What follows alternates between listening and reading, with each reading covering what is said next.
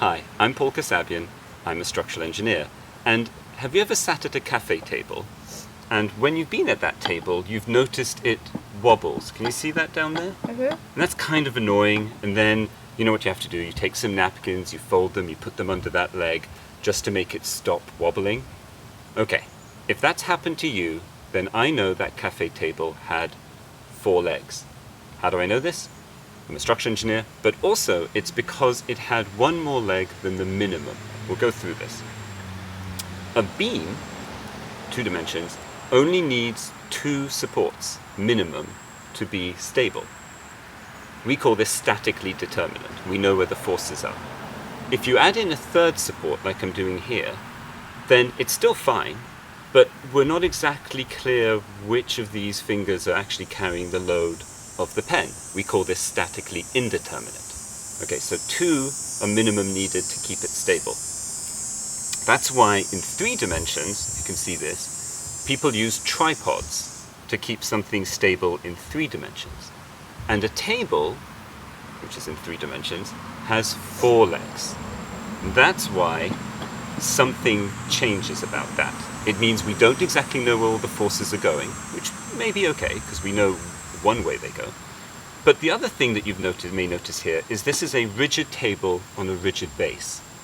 So if a cafe table for you has wobbled, then it had 4 legs, it was also rigid and on a rigid base.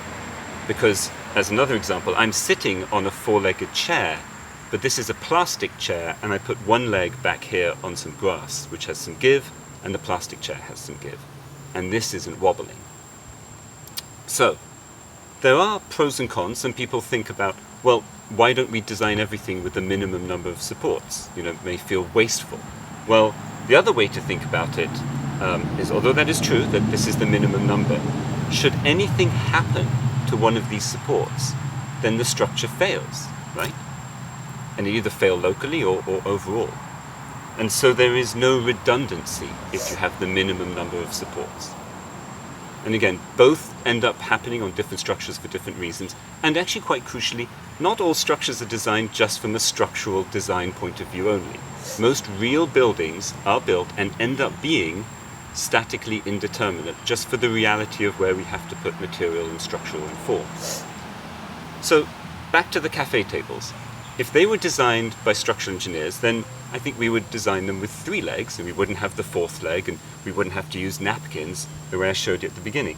And I've often asked friends, well, why do they have, oh, bless you, why do they have 4 legs? And they said, well, it's easier to put friends around the table, which, maybe you're my friend, or my daughter, but this is, I should probably find some friends then to gather around the table. Anyway, I'll put this down and, it's still wobbling.